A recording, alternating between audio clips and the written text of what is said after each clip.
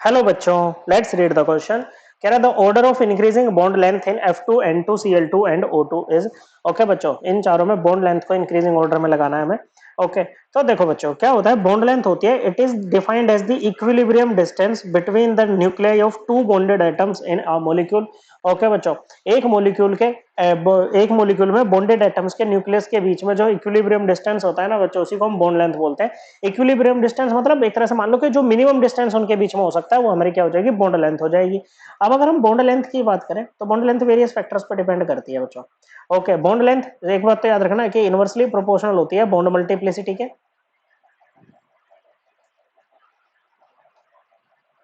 Bond multiplicity मतलब दो atoms के बीच में जितने ज्यादा बॉन्ड्स होंगे ना बच्चों, उनकी जो बॉन्ड लेंथ है ना वो उतनी ही कम हो जाएगी। फॉर एग्जांपल जैसे कार्बन सिंगल बॉन्ड कार्बन है बच्चों, यहाँ पर बॉन्ड लेंथ ज्यादा होगी as compare to carbon double bond carbon, और इसकी ज्यादा होगी as compare to carbon triple bond carbon. मतलब आप देख पा रहे हो बच्चों, जैसे जैसे हम बॉन्ड मल्टीप्लिसिटी या दो एटम्स के बीच में नंबर ऑफ बॉन्ड्स बढ़ा रहे हैं ना बच्चों, बॉन्ड लेंथ क्या हो रही है बच्चों, कम हो रही है। अब हमारे पास में जैसे N2 है, O2 है, Cl2 है, F2 है। ओके, N2 कैसे बना होगा बच्चों, आपके पास में नाइट्रोजन है, इसकी वैलेंस शेल कॉन्फ़िगरेशन होती है 2s2 2p3, 5 इलेक्ट्रॉन है वैलेंस शेल में, 3 और चाहिए ऑक्टेट पूरा करने के लिए। तो दो नाइट्रोजन आए होंगे इस तरह से, 3 3 इलेक्ट्रॉन, एक ने 3 दिए दूसरे ने भी 3 दिए, इस तरह से शेयर किए होंगे बच्चों। तो यहाँ पर बॉन्ड मल्टीप्लिसिटी कितनी है, 3 है बच्चों, N ट्रिपल बॉन्ड N, इस तरह से हो जाएगा बच्चों। फिर अगर O2 की बात करें तो ऑक्सीजन से बने हैं बच्चों, ऑक्सीजन की वैलेंस शेल कॉन्फ़िगरेशन होती है 2s2 2p4, 6 इलेक्ट्रॉन है वैलेंस शेल में बच्चों, दो और चाहिए ऑक्टेट पूरा करने के लिए। तो इस तरह से दो ऑक्सीजन के बीच में दो बॉन्ड बन जाएंगे बच्चों, मतलब यहाँ पर बॉन्ड मल्टीप्लिसिटी क्या है बच्चों, 2 है। ओके, फिर आपके पास में F2 भी है बच्चों। फ्लोरीन की वैलेंस शेल कॉन्फ़िगरेशन क्या होती है, 2s2 2p5, 7 इलेक्ट्रॉन है वैलेंस शेल में, एक और चाहिए इसको ऑक्टेट पूरा करने के लिए बच्चों। तो दो फ्लोरीन के बीच में एक बॉन्ड बन जाएगा, इस तरह से बॉन्ड वाले इलेक्ट्रॉन दोनों के अकाउंट होता है बच्चों।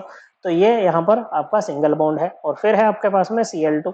ओके बच्चों, Cl से बना होगा, इसकी वैलेंस शेल कॉन्फ़िगरेशन होती है 3s2 3p5 बच्चों, 7 इलेक्ट्रॉन है यहाँ पर भी वैलेंस शेल में।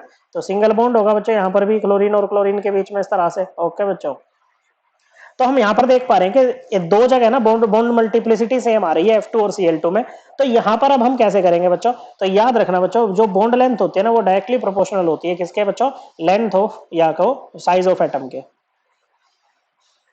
साइज ऑफ एटम के क्या होती है बच्चों, ये डायरेक्टली प्रोपोर्शनल होती है बच्चों, साइज ऑफ एटम्स के। ठीक है बच्चों, अब अगर हम फ्लोरीन और क्लोरीन में बात करें बच्चों, ओके, किसका साइज बेटर बड़ा होगा बच्चों। देखो फ्लोरीन और क्लोरीन दोनों ही किसके हैं बच्चों, ग्रुप 17 के एलिमेंट्स हैं। और सेम ग्रुप में पहले फ्लोरीन आता है फिर क्लोरीन आता है। जब हम डाउन द ग्रुप मूव करते हैं तो नंबर ऑफ शेल पे क्या फर्क पड़ता है बच्चों, नंबर ऑफ शेल हमारे इंक्रीज करते हैं, जिसके कारण साइज भी क्या करेगा बच्चों, इंक्रीज करेगा बच्चों। तो इसीलिए जो Cl2 की बॉन्ड लेंथ होगी वो क्या होगी बच्चों, वो ज्यादा होगी किसके, F2 की बॉन्ड लेंथ से। ओके, इतना तो हमें पता लग गया बच्चों। ओके, और अब बाकी में देखो बच्चों, बाकी अब N2 की सबसे कम होगी, N2 में बॉन्ड लेंथ सबसे कम होगी क्योंकि बच्चों ट्रिपल बॉन्ड है, तो N2 में सबसे कम।